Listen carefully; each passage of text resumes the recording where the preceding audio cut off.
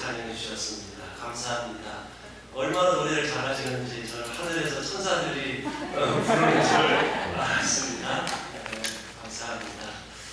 8월 두 번째 주일입니다.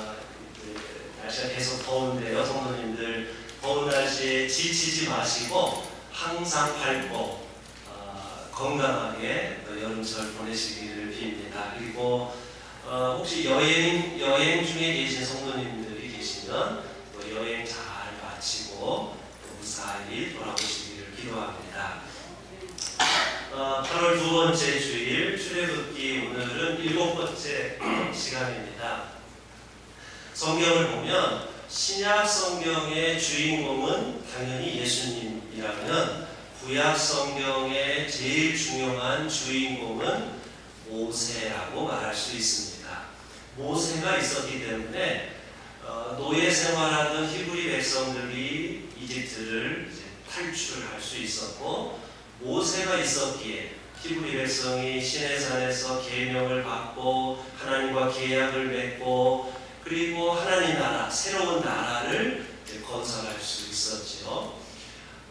이런 걸 보면 이 모세라는 사람의 인생이 참 대단하다라는 그런 생각을 우리가 하게 됩니다. 아시다시피 히브리 노예 사람에게서 태어났다가 그 다음에 나일강에 보내졌다가 바로 왕의 양자가 되었다가 젊은 날에 쫓겨나서 광야에서 양을 치다가 늦은 나이에 하나님께 부름받아서 그래서 히브리 백성들을 데리고 이집트에서 가나안까지 40년간 히브리 백성들을 이끌고 그들을 인도했습니다.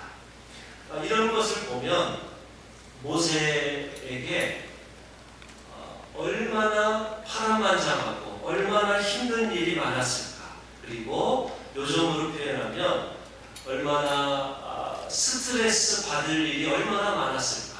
보통 사람이면 감당할 수 없는 그런 일들이 참으로 많았을 것입니다. 그런데 여러분, 놀랍게도 모세는 그렇게 힘들고 스트레스가 많았을 텐데 건강하게 아주 오래오래 잘 살았습니다. 이것이 참으로 놀라운 일입니다.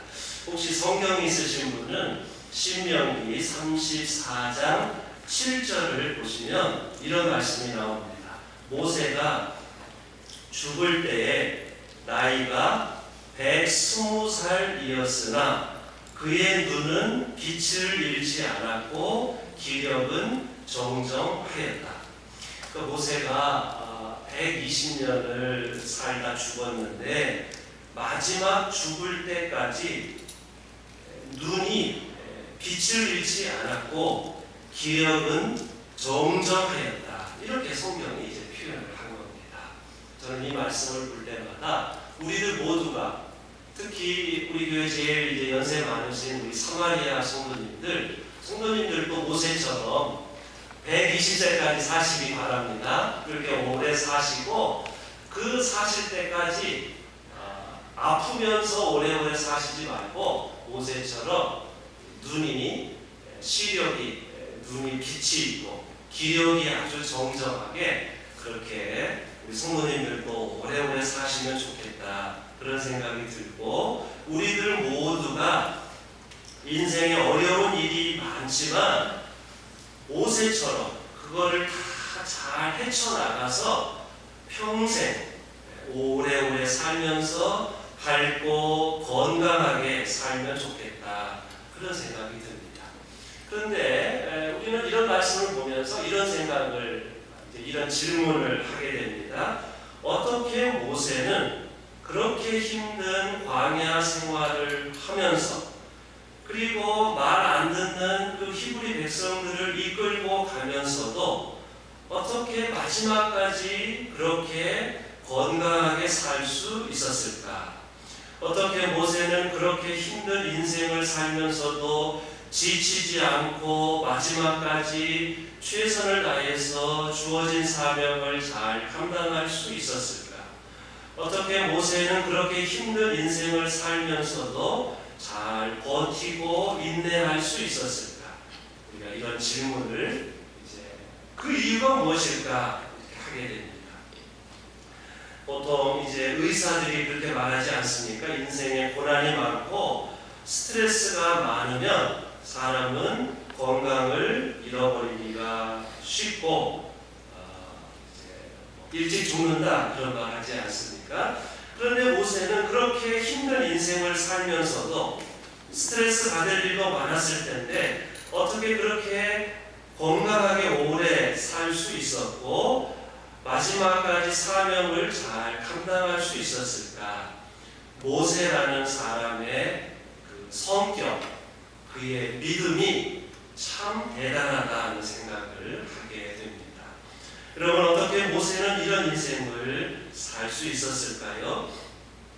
모세가 끝까지 건강하고 성실한 삶을 살 수 있었던 첫 번째 이유는 아마도 그의 겸손함에 있었을 것입니다.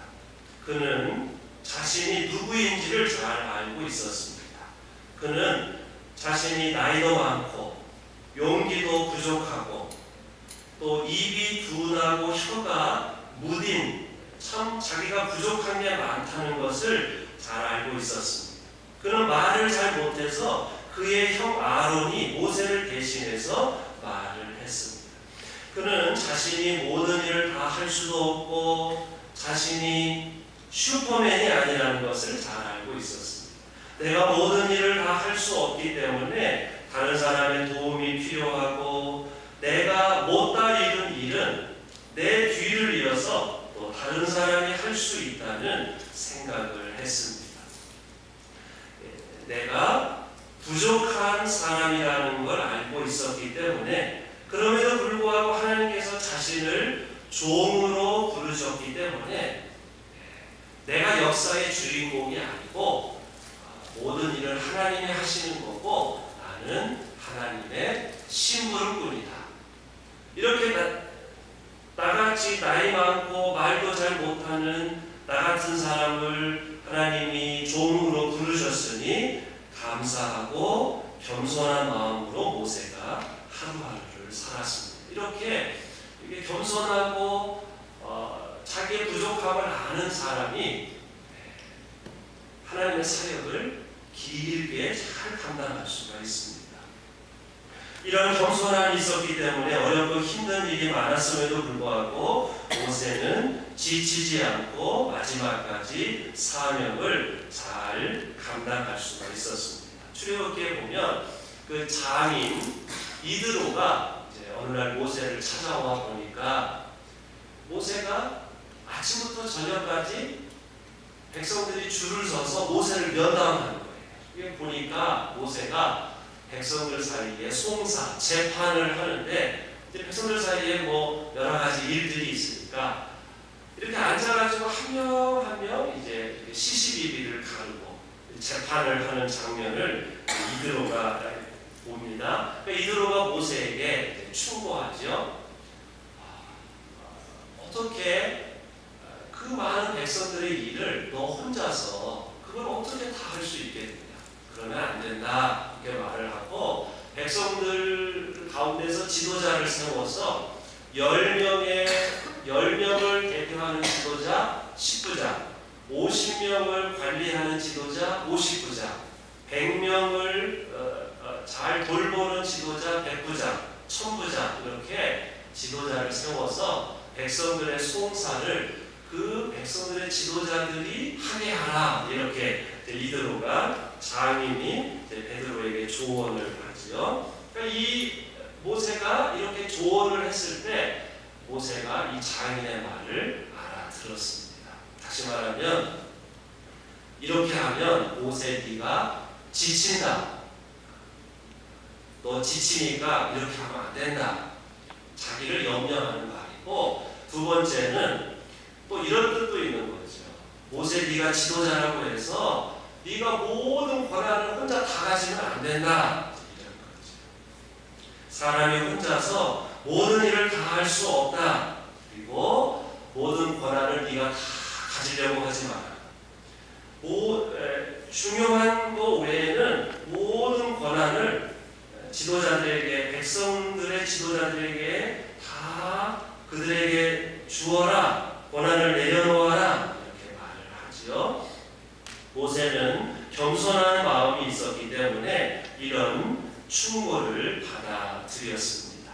그래서 주변 사람들의 충고를 받아들여서 자신의 역할이 어디까지인가, 내가 해야 할 역할과 할 필요가 없고 해서는 안 되는 역할을 잘 살피고 또 그런 마음이 있었기, 그리고 백성들과 함께 동역하는 마음, 이것은 겸손한 마음이 아니고서는 할 수 없는 마음이죠. 이렇게 자기의 권한을 내려놓고 함께 동역하는 이런 겸손한 마음이 있었기에 모세는 쉽게 지치지 않고 끝까지 사명을 잘 감당할 수 있었습니다. 두 번째로 모세는 긍휼의 마음, 고통받는 사람들과 함께하는 이 자비로운 마음, 불쌍히 여기는 마음이 있었기에 끝까지 사명을 잘 감당할 수 있었습니다. 자기의 목표와 이익을 위해서 일하는 사람은 쉽게 지칠 수 있으나 자비의 마음과 긍휼의 마음을 가지고 일하는 사람은 쉽게 지치지 않습니다. 모세는 바로의 양자가 되어서 궁궐에서 편하게 살 수 있었지만 그런 삶을 선택하지 않고 고통받는 히브리 동포들과 함께하는 삶을 선택했습니다. 사람이 자신의 기득권을 버리고 고통받는 사람들과 함께 산다는 것은 결코 쉬운 일이 아닙니다. 그런 사람이 있다면 그런 사람은 참으로 존경스러운 사람이죠. 여러분, 제가 몇 가지 예를 표현해 보겠습니다. 여기 우리가 사는 이 사회가 서양 사회, 백인이 중심이, 백인들이 세운 서양 사회 아닙니까? 그래서 이런 이 백인들이 세운 이 서양 사회에서 백인으로 태어난 사람이 태어나면서 자동적으로 갖는 우선권, 기득권이 있어요. 그것을 이제 백인 기득권이라고 영어로 표현을 하는데요. white privilege 이런 표현을 써요. white privilege. 그러니까 이 사회가 서양 사회이기 때문에 백인으로 태어나면 자동적으로 친구도 쉽게 사귀고 무슨 취직도 아무래도 빨리 되고 그런 거죠. 제가 무슨 말을 하는지 아실 겁니다. 그런데 놀라운 것은요, 백인들은 이러한 것을 모릅니다. 이게 자기들이 태어나면 이게 그냥 자연히 자동적으로 주어지고 그렇게 사는 게 당연하다고 생각해요. 왜냐하면 모르는 거예요. 마치 물고기가 바닷속에 살면서 이게 바다라는 걸 모르듯이 이 사회가 그러니까 그런 거죠. 그러나 백인이 아닌 우리들은 이민자로 와서 살면서 그런 걸 우리는 알죠. 왜? 우리는 백인이 아니고 동양 이민자 유색인종이기 때문에 여기서 사회생활을 하다 보면 말은 표현을 못하지만 백인에 비해서 우리가 사회 진출도 어렵고 표현은 할 수 없지만 뭔가 약간 차별도 받고 그런 걸 우리가 알지 않습니까?